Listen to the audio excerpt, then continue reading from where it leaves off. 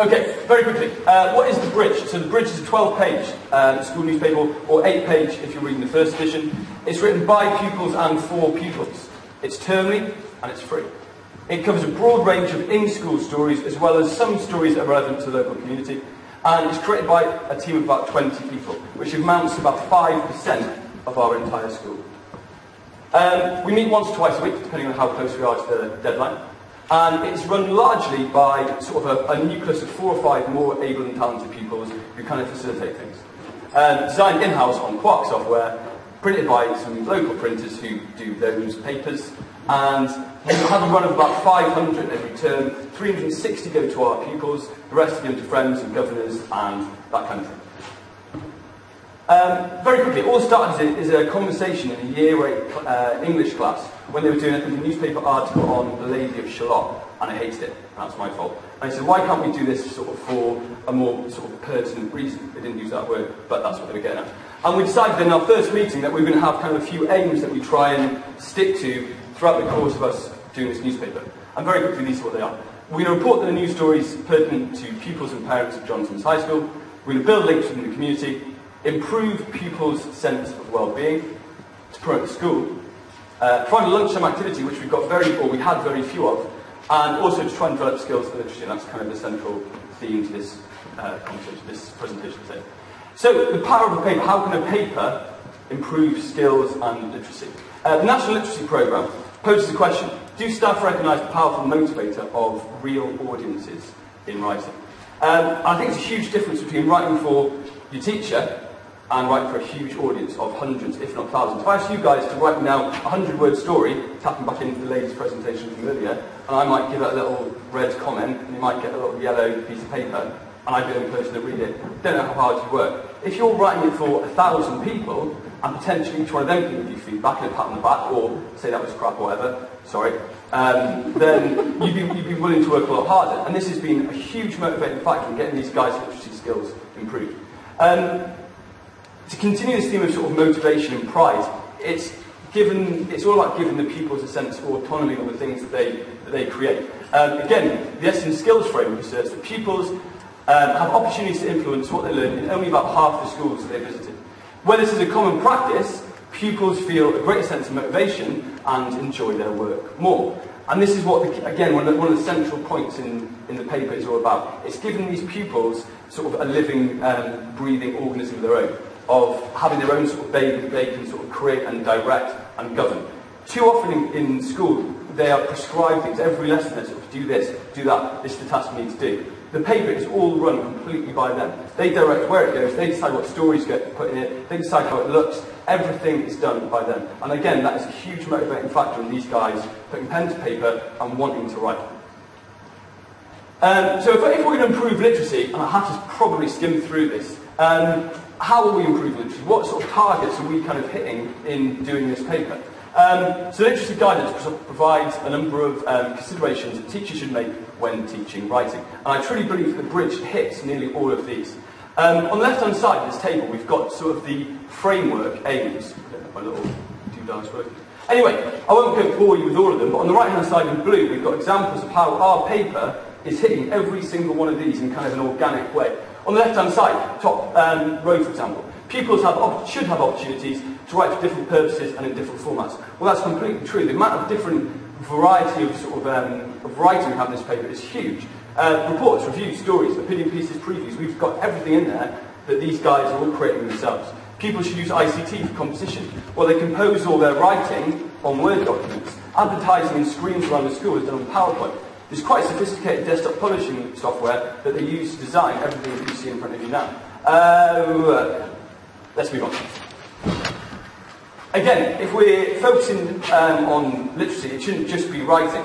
We're also trying to target a few things, or we naturally target a few things in reading, albeit not quite. Again, on the left-hand side, we've got the framework aims telling us what we should be doing as teachers. On the right-hand side, this is what I believe we do in The Bridge. Top one, for example, there are opportunities for pupils to gain information retrieving skills. All our sort of staff, as it were, have been given scanning kind of lessons, which they can kind of cascade to new people who join the team, and they can read and collect information in a number of different ways. Again, I should probably go on. So if we're raising literacy, then we still got that thorny subject of how boys can sort of get into it, how boys can try and engage with what they're writing about. And this is a theme not just in Eston and Wales, but in the whole of Britain, as I'm sure you're all aware. In my experience, this might be a sweeping generalisation, but I'm a boy, so I can say it, they're lazy, they're a little bit disengaged with things they don't necessarily enjoy, and they need a bit of a rocket up their bums. Give these guys a subject on which they really are enthusiastic about, football and computer games. If you've got any boys in your school that aren't interested in one of those two, I'll be very surprised. And give them complete control of what they write. Give them an audience of 1,000, and it's amazing what motivation levels sort of change in that. Our sports team, for example, the guys who write the sports on the back of the paper, two boys who are hugely into football, hugely into rugby, completely disengaged in writing before this started, and now cannot get enough of writing these stories. Similarly, our games reviewers are two sort of computer, what's the polite word for it? I won't say nerds or geeks, but anyway, they're into computer games, and again, they really enjoy writing about games and things like that. We try and encompass the whole school ethos more and more as each edition comes out. And we reiterate this in assemblies, in classrooms, on the school voice, on these sort of screens that we have around the school. And it started with about half a dozen of these year 8s. It went to 20 on the second edition. We've now got another 15 people working on it for this one that's coming out in a couple of weeks' time. That's 10% of our entire school are working on this newspaper. No one's turned away. We welcome SEN pupils. We've got plenty on the team who do jobs such as photography, illustration, factual writing and research. It's always a job, no matter how small, for someone to get involved. In fact, I think the past survey was mentioned by someone earlier on, and those that have scored low in self-esteem are now being actively encouraged to come and get involved in this project. And it's amazing to see that these people who had hugely low scores at the beginning of the year are now really starting to find a voice.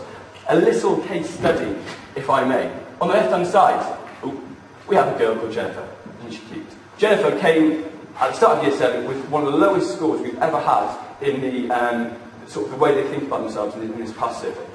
After being directed to the bridge and being given a voice and being given some sort of autonomy and independence on what she could do in school, Jennifer really came out of the shell. And this is a girl who sort of scored 5% on the way she perceived herself.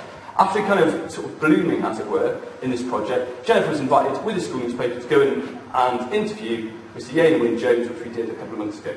So impressed were they with Jennifer's enthusiasm for the project, she was given a little piece that went out on BBC News in Wales to talk about how she found the project. This is a girl who started with a 5% score on the way she was feeling about herself. Very quickly, I'm coming to the end, I promise. What else does the bridge bring? It allows the pupils to develop some sort of business acumen. There's a sponsorship team who've been liaising with local businesses, who've been hassling local businesses in order to try and get some sponsorship for us. We're actually up for an award on Monday, a National Newspaper Award, allow me to blow my trumpet for a second, for our environmental strategy, the way we sort of recycle papers, the way we redistribute the ones that we don't get rid of.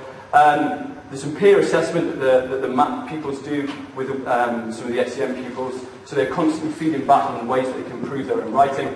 Develop skills, set up like the skills framework, and it's provided us with those opportunities. BBC Wales News, BBC Radio Cymru. We've had plenty of people who've been willing to help us in these projects. Conclusion, very quickly. What I'm here to do today is to try and encourage you guys to give it a try. This really is something that I believe every single person here can do. And while you might not be as lucky to get a professional printer to do it for you, you can do it in-house at a fairly low cost to the results that you'll end up getting back. And I promise you this involves no teacher genius, it involves no graph. This is a complete self-autonomous system, and they really do run it themselves. So once you sort of start this ball rolling, it will keep going on its own accord. And there's a lot to be said for not having put in much work, I promise you. It gives them a lot of pride and really infuses them to get into writing. This large audience brings with it so much accountability and increased work ethic. It's accessible to both genders, it develops skills as well as literacy, and it's really brought the whole school together. Final point. And this is taken from the Natural Literacy Programme. The Welsh Government cannot raise standards of literacy alone. Its standards will only improve if there is commitment from regional school, improved consortia, local authorities, governing bodies, head teachers, yada yada yada. As long as you've got the enthusiasm originally with these kids, I promise you they will get into it, and I promise you it will have massive effects on literacy and skills in your school too. Okay, thanks very much.